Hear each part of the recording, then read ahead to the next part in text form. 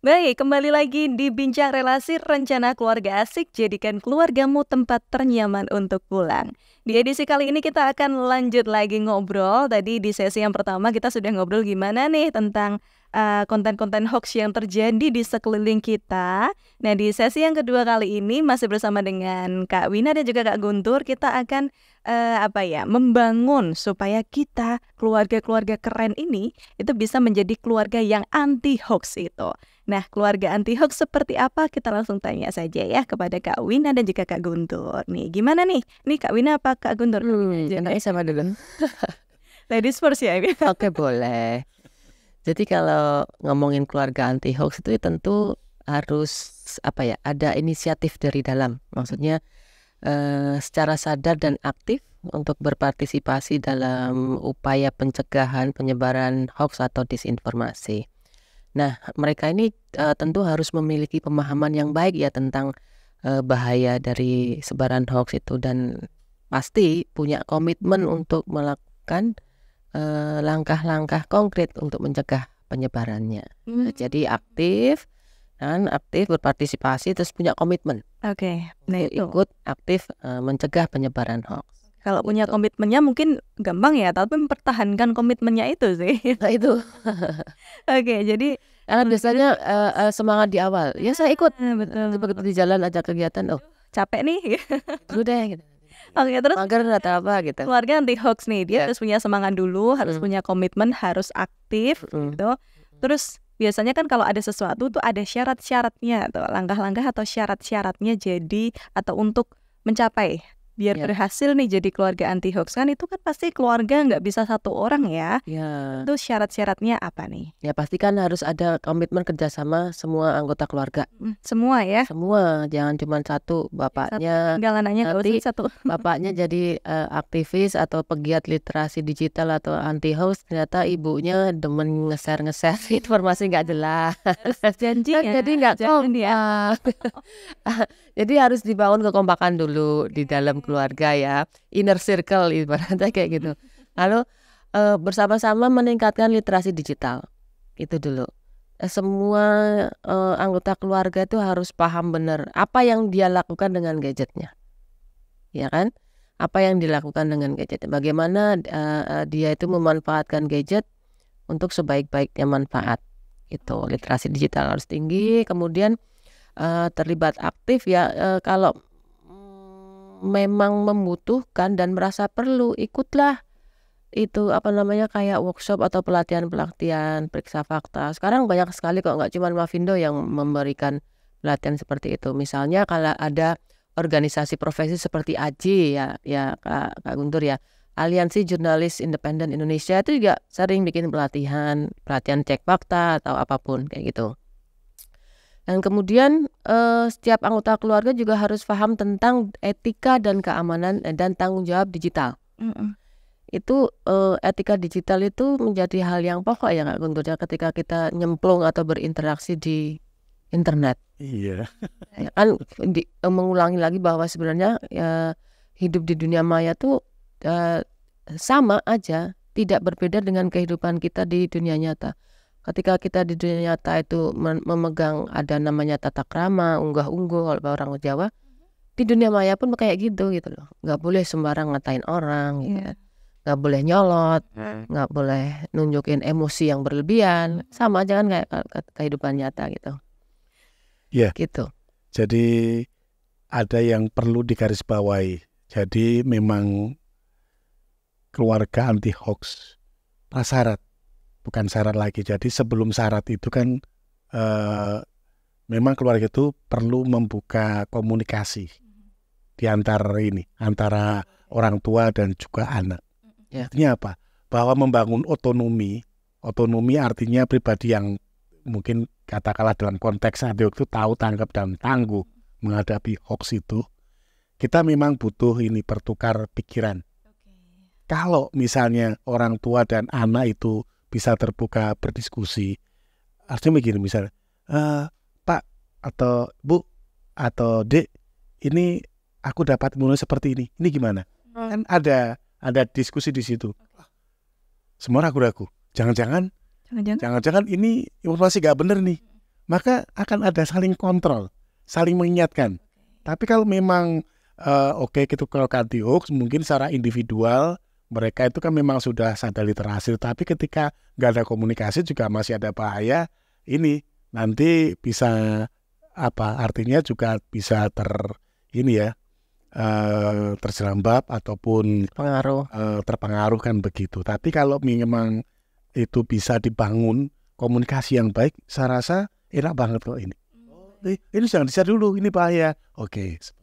Oke, jadi harus ada kata saling di sini ya. Jadi saling bertukar pikiran, kemudian tadi ada saling support, saling mengingatkan, saling mengecek satu sama lain gitu. Dan biasanya kebiasaan yang seperti itu nggak langsung instan didapat gitu ya. Iya. Jadi keluarga cemara tapi versi modern begitu. Versi digital itu sudah. Digital. Nah ini mungkin kalau misal nih Kak Wida dan Kak Guntur, ada keluarga yang pengen sebenarnya, aku pengen nih jadi keluarga yang anti hoax, tapi aku pesimis, aku bisa nggak sih? Nah itu ada nggak tips-tips yang bisa dilakukan supaya mungkin kebiasaan baik apa nih yang harus dimulai dari keluarga itu yang mau, aku pengen, niatnya sudah ada nih, terus kebiasaan apa yang perlu dibangun ya? Nah dibangun itu gimana? Mungkin ada yang pesimis nih, kata aku angel banget ya, aku katanya nggak bisa deh gitu, gimana? Itu ada rumusnya. Rumusnya? Wah ini tergambar di sini. Wah ini kaosnya nih. Tulisannya STOP. Stop. Itu ada kepanjangannya. Jadi ini sebenarnya Stop Hoax Indonesia atau SHI itu adalah program yang dijalankan Mavindo di tahun 2019. Waktu itu kita menyasar anak-anak muda dan ibu rumah tangga sebagai sasaran edukasi. Kenapa? Anak-anak muda itu kita pandang, bukan hanya kita pandang, maksudnya menurut hasil penelitian bahwa anak muda itu kan sebenarnya orang-orang yang sangat sangat mampu, punya kemampuan lebih untuk mengoperasikan gadget ketimbang orang yang lebih dewasa gitu, secara umur maksudnya, ya kan. Dan sebenarnya mereka tuh punya potensi sebagai agen anti hoax. Cuman anak muda tuh biasanya gayanya atau sifatnya yang cuek, nggak mau taunya itu. Egonya ya. Itu makanya kenapa mereka menjadi sasaran edukasi dari Mavindo. Terus ibu rumah tangga. Kalau di Islam ya ada pepatah mengatakan bahwa ibu itu adalah madrasah pertama. Ya memang harusnya yang memberikan pelatihan, pendidikan, pengajaran yang pertama itu adalah ibu. Makanya kenapa di 2019 itu ibu menjadi audiens atau sasaran dari edukasi Stop Hoax Indonesia. Stop sendiri itu ada. Itu nanti bisa jadi kebiasaan yang bisa dimulai. Yang pertama adalah C itu melihat ya, tapi lebih dalam, berusaha mengenali. Ya, mengenali suatu konten itu. C ya, melihat. Konten itu bisa bentuknya narasi, bisa bentuknya foto, bisa bentuknya video, audio visual. Kemudian setelah melihat lebih dalam, kita coba mendiskusikannya. Ini tadi sudah disinggung kata Guntur. Nanti dulu belum. Ini sih top. Top. Iya, mendiskusikannya. Siap. Iya, mendiskusikannya. Jadi ada perlu keterlibatan semua anggota keluarga. Nggak hanya yang nemu, misalnya nemu nih kakak nih ya, yang nemu si kakak. Perlu juga adik diajak diskusi bareng berempat sama bapak sama ibu. Ini konten kok kayak gini ya isinya. Terus kita cari tahu dengan gitu. Menganalisa, mencoba menganalisa. Menganalisa itu bisa dengan mencari sumber lain sebagai pembanding. Dari situ akan ketahuan kan, gitu kan. Kita berusaha membongkar itu narasi atau informasi itu ini hoax atau bukan, gitu kan. Nah temuan tadi dari bongkaran itu dari hasil analisis satu keluarga itu, hasilnya seperti apa? Silakan dipublikasikan, di-share ya. Di-share, bisa di grup WA keluarga. Itu paling sederhana kayak gitu kan? Iya. Karena kita mendapatkan informasi pertama tuh biasanya dari grup keluarga kan, gitu loh. Iya. Betul. Banyak percaya ini. Ya, misalnya Bapak nemu ada share di grup RT atau grup ronda gitu. Yuk diskusikan bareng-bareng sama istri sama anak-anak. Nah, nanti hasil temuannya apa? Hasil amatan, hasil observasi, hasil diskusi. Hasilnya diungkapkan di balikin lagi ke ini hoax loh Pak. Setelah saya diskusi dengan anak, dengan istri saya, dan pembanding dengan dari sumber yang berbeda, sumbernya ini disebutkan, ternyata kayak gini faktanya. Jadi teladan malahannya jadi teladan ya. Nah itu tadi melakukan langkah-langkah STOP ya. Jadi see, talk, observe, prevent, and publish. P-nya ada 2. Untuk mencegah sebaran lebih luas, kita harus mempublish temuan kita dari verifikasi informasi. Itu See, talk, observe, publish, prevent, Prevent. publish. prevent dulu ya, Nah, kan baru publish. Wah, ini. Kan kita harus publish. Tapi ini manfaatnya juga kalau menjadi keluarga anti hoax nih, kan kita dipaksa juga, bukan dipaksa ya, harus memperjuangkan supaya mau membandingkan tadi, harus ada pembanding supaya kita banyak bahan bacaan. harus mau baca, dan itu pun juga meningkatkan. Kadang kan kita kalau nggak kebiasaan ngomong dengan orang tua, curhat sama orang tua kan bingung nih mau ngobrol apa. Nah ini bisa jadi bahan obrolan dan itu meningkatkan relasi dengan orang bonding antara anggota keluarga. Jadi quality time. Ya. Quality time yang ini memang berkualitas banget nih. Karena mengedukasi diri sendiri pertama, nanti juga bisa orang sekeliling kita. Isinya daging semua kalau makan gitu. Kayak motivator isinya daging semua. Dan itu juga membantu anak ketika dia menghadapi di sekolah kan harus berpikir kreatif, berpikir kritis juga. Itu juga sudah terlatih. Jadi kayak gampang aja gitu menjalani kehidupan sekolah gitu. Jadi membantu banget gitu. Dan jangan salah juga ya, kalau tadi saya hanya memberi contoh, mungkin anggota keluarga itu hanya bapak, ibu, anak gitu.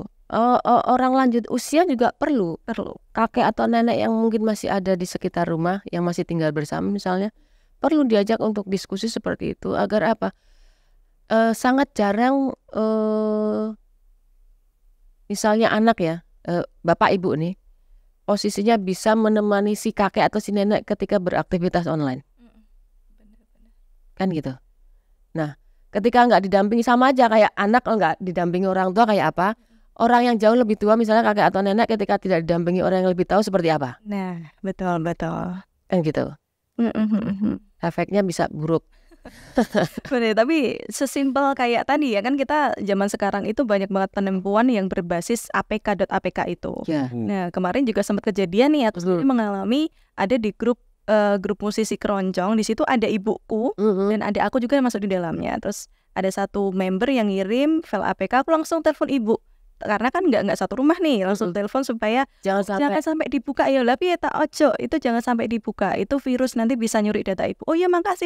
Jadi memang sesimpel itu efeknya. Iya betul, luar biasa gitu ya. Jadi makanya tadi selain anak-anak, orang tua juga butuh pengawalan. Nah ketika ada diskusi ini mari dilibatkan gitu loh. Oke, baik. Dan tambah lagi kalau misalnya sudah betul-betul tercipta suasana ini ya, suasana yang mencerminkan keluarga anti hoax, juga jangan ragu-ragu kalau di grup WA ada yang sebarin hoax, ya langsung aja itu ditegur dengan cara baik-baik lah, atau disampaikan bahwa ini hoax ya. Ada buktinya juga. Kadang kan kalau kita negur, lu siapa masih kencur, sudah negur-negur aku gitu kan, merasa lebih senior gitu. Tapi dengan dihadapkan dengan karena jadi keluarga anti hoax, punya bukti, ini lo buktinya, dia kan jadi nggak bisa jadi cep nih, mana nggak berani jawab. Tapi nanti kalau misalnya ada case ketika ditegur, orang tegur juga balik marah. Nah itu mungkin kebalikan dengan keluarga anti hoax. Nanti mungkin kita juga akan menemukan mungkin keluarga yang istilahnya ini post truth begitu ya. Post truth itu kan kalau bahasa secara harafiah kan itu era pasca kebenaran. Maksudnya begini, keluarga post truth itu pokoknya apa yang disukai, apa yang dipercaya itu benar. Oke, merasa pokoknya ini benar. Pokoknya karena dia percaya, apalagi nanti dengan narasi-narasi keagamaan biasanya. Ditambahkan dalil-dalil begitu kan, sehingga nanti ini pasti benar, padahal itu salah kan begitu loh. Nah ini juga terjadi di mana diperingatkan, ini udah diperingatkan seperti ini tapi enggak. Ya udah, kalau biasanya kategori keluarga yang postur itu ya kayak kategori dua golongan orang yang sedang jatuh cinta dan golongan para pendukung kandidat. Kalau udah fanatik mentok, udah fanatik susah itu, udah dianu aja. Gitu, tapi benar sih kalau menghadapi orang yang lagi jatuh cinta itu kayak ngomong sama tembok ya. Ya betul, mantul aja. Ya kita Skip aja. sebutnya keluarga post-truth itu kayak keluarga yang angel ya. Keluarga angel wis angel. Angel kadanan. Dan Oke, baiklah. Saya pengen nambahin Boleh. di bagian apa tadi? Oh, bagaimana cara untuk menangkis satu konten hoax ya, atau bukan menangkis tadi apa istilahnya? Kalau ada satu anggota grup yang membagikan informasi dan kita berhasil membuktikan bahwa itu hoax, ya ketika kita harus memperingatkan tapi dengan cara yang elegan. Yang sopan juga. Ya, harus dijapri. Jangan di Iya. grup, karena kalau di grup itu sama saja dengan mempermalukan. Apalagi kalau orang yang nyebar itu adalah orang tua. Ya, Gitu. sensitif ya, Wak. Sensi. cah cilik Iya. somo apa Makanya, bayi dengi sore. kalau bisa luangkan waktu untuk menemui secara personal. Ya, Itu jauh lebih bisa diterima. Apalagi kalau orang Jawa ya, ada unggah-ungguh, ada kok eneng bocah enom gelem ngandani aku dengan datang, itu jauh bisa diterima. Jadi memang ya itu yang dibutuh effort yang lebih ya, effort untuk belajar, mengupgrade kemampuan pengetahuan, dan itu tadi ketika menjumpai aktor-aktor penyebar hoax yang secara nggak sadar gitu, kita juga harus lebih effort gitu tadi. Nggak cuman kalau grup anak muda langsung ngomong itu hoax loh, itu ya gitu kan gitu. Nggak bisa gitu kalau Tapi tadi juga kita belum memperhatikan rekam jejaknya ya. ya. Misalnya yang nyebarin hoax itu memang dia secara sengaja, dia tahu itu hoax atau dia nggak tahu. Ya, Kalau dia tahu itu hoax berarti itu dia disinformasi kan gitu kan. Kalau dia nggak tahu kan dia misinformasi saja. Kalau disinformasi ya udah. Ya ngeri juga ya kalau memang menghadapi orang yang dia memang disinformasi memang sengaja nyebarin Udah itu. nyebarin. ingin memecah belah mungkin.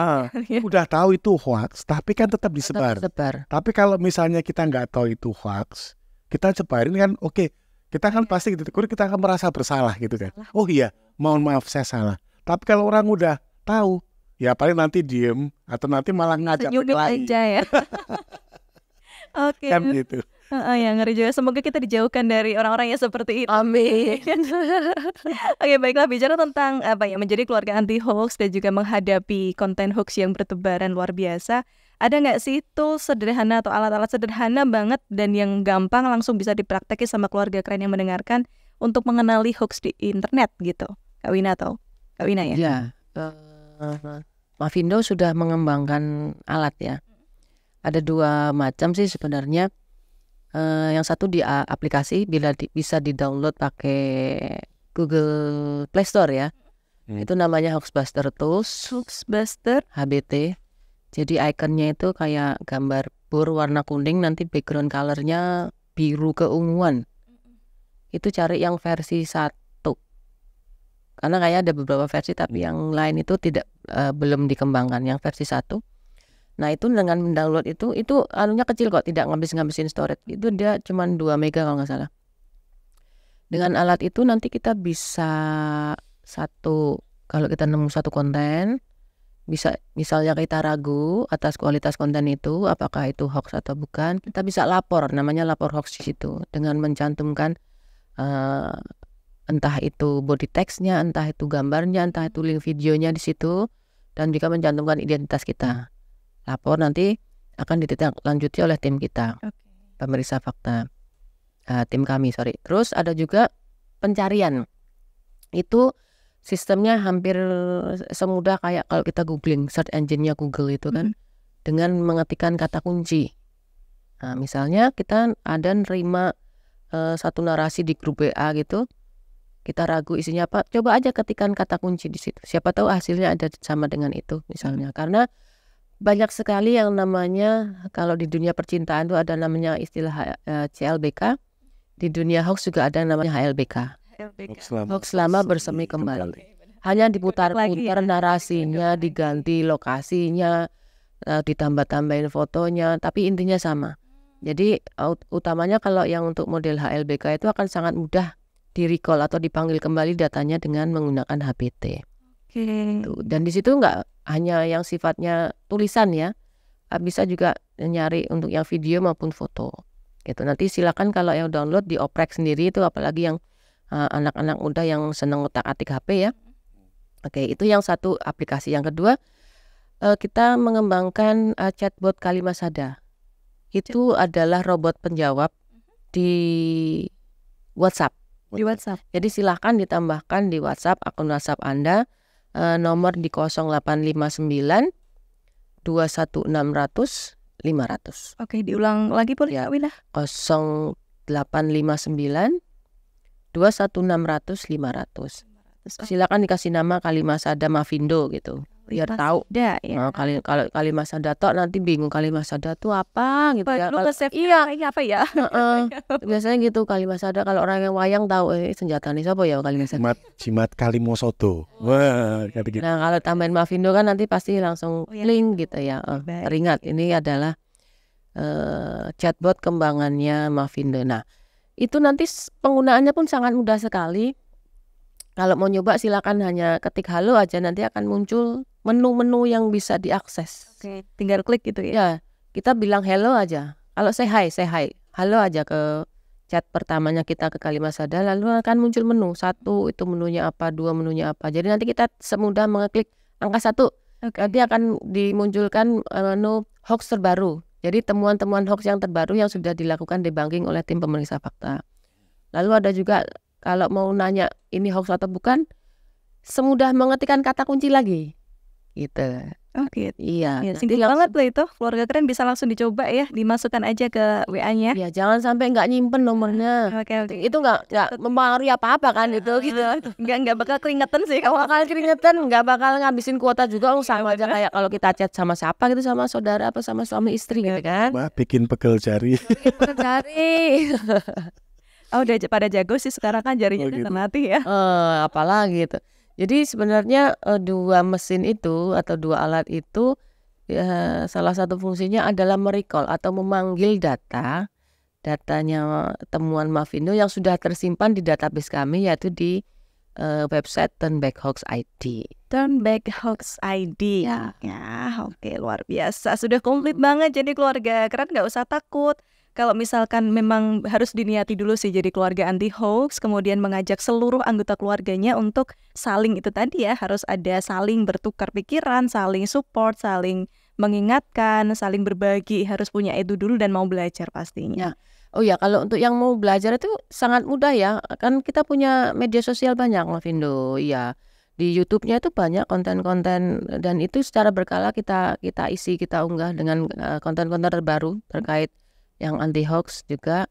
Lalu di IG ada, kalau mau bergabung di grup forum anti fitnah hasud dan hoax, bisa di sana bisa terlibat diskusi aktif malah dengan bahkan dengan founder pendiri Mavindo ada di Keren juga sana. Iya. Bisa. Kalau mau belajar lah, yang mau aja ya. Harus mau lah. Manfaatnya luar biasa ya. Oke, baik, untuk menutup di edisi kali ini harapan ataupun closing statement ya, biasa lah ya closing statement. Kak Guntur boleh? Iya. Jadi hoax itu kita prediksi akan semakin masif karena orang dengan berbagai macam kepentingannya, ekonomi, kemudian juga kepentingan politik, di mana memang ini menjadikan masyarakat kita sebagai target. Lalu ketika kita mau mengajak teman-teman untuk ya ayo kita lawan hoax sama-sama. Ini kan kita memang dari inisiasi masyarakat sipil ya, memang untuk memperjuangkan kehidupan yang berkualitas. Dan lagi pula hoax itu kan memang ini akhirnya kan jadi anti kebenaran dan juga anti demokrasi. Nah ini berbahaya. Bagaimana mungkin kita kemudian yang selama ini masih meyakini kebenaran berdasarkan data dan fakta akan cuma digantikan dengan kebenaran yang palsu atau based on perception. Nah, oleh sebab itu kita menyadari betul bahaya hoax itu bisa mengakibatkan disintegrasi, perpecahan itu nanti secara sosial, secara mungkin dalam keluarga, ataupun juga yang paling kita ini ya, yang paling kita antisipasi jangan sampai itu memecah belah masyarakat sehingga mengakibatkan konflik horizontal. Kami percaya bahwa apabila kita itu mau berkolaborasi dan bersinergi, maka hoax itu akan mampu kita hadapi bersama-sama. Iya benar, mungkin tidak akan hilang tetapi bisa kita hadapi ya dengan kita hadapi positif. Kak Wina boleh closing statement dong? Ya, jangan maklum dengan hoax. Ya, benar, jangan anggap sepele. Jangan mau, karena gini, dalam pertemuan saya dengan banyak orang ya, sering reaksinya seperti oh hoax itulah udah biasa sih itu gitulah. Jadi mereka menganggap sepele hoax, padahal di titik-titik lain di belahan dunia lain hoax itu benar-benar berpengaruh pada kehidupan. Misalnya ada contoh ketika pandemi kemarin, ada seorang anak laki-laki yang kehilangan ayahnya. Dia bercerita di X itu, di platform X, bapak saya meninggal karena terlambat mendapatkan vaksin. Tapi jadi sebenarnya dia menolak, bapak itu menolak mendapatkan vaksin karena terpengaruh informasi palsu terkait vaksin. Akhirnya ketika dia terserang, terjadi perburukan karena memang sudah punya komorbid, akhirnya meninggal. Anaknya dengan lantang menyatakan, dan itu menjadi berita, bapak saya meninggal dunia karena termakan hoax soal vaksin COVID. Nah makanya jangan maklum karena konten hoax yang secara tidak sadar terus-menerus kita masukkan ke pikiran kita, tapi kita tidak melakukan apa-apa, itu akan menggerus, yaitu tadi menggerus penilaian kita pada satu kebenaran, dan itu ujungnya jelek, bisa berpengaruh pada pengambilan keputusan kita, gitu. Jadi harusnya kita bisa mencegah jatuhnya korban, ternyata karena sudah terbiasa dengan hoax, akhirnya terpengaruh, akhirnya kita mengambil keputusan yang salah. Begitu juga dengan kehidupan di dalam hal politik. Karena terpengaruh, ada fitnah ke ini, ke itu, ternyata nanti kita salah pilih. Karena percaya dengan omongan tahun ya 5 tahun ke depan minimal kan gitu. Jadi mari kita biasakan untuk di keluarga itu untuk tadi tuh stop ya. Untuk see, talk, observe, prevent, and publish. Kita lihat, cermati itu, lalu diskusikan, analisis. Ya kalau kita sudah menemukan pembuktiannya itu informasi itu hoax atau bukan, silakan dipublish, silakan beritahukan kepada yang lainnya agar hoax itu tidak makin menyebar. Amin, amin. Oke, thank you banget buat Kak Wina dan juga Kak Guntur ya. Banyak insight baru tentunya untuk kita semua yang mendengarkan di sini. Dan jangan lupa juga disebarkan ya informasi yang didapatkan hari ini, pasti saya yakinin bermanfaat. Dan ayo bersama-sama kita bangun keluarga anti hoax. Terima kasih Kak Wina, Kak Guntur sudah hadir lagi, dan jangan kapok ya kalau diundang ke sini ya. Karena kita pasti punya obrolan yang makin seru lagi, lebih seru lagi, dan bermanfaat untuk kita semuanya. Di Bincang Relasi kita bicara supaya keluarga punya rencana yang asik, supaya keluarga itu menjadi tempat yang paling nyaman. Jangan sampai kita menghindari keluarga kita, tapi kita menjadikan keluarga sebagai tempat ternyaman untuk kita pulang, merecharge energi, dan juga selanjutnya berbagi kepada banyak orang, memberkati banyak orang. Terima kasih, saya Meta Tisya pamit. Salam relasi, berencana itu keren.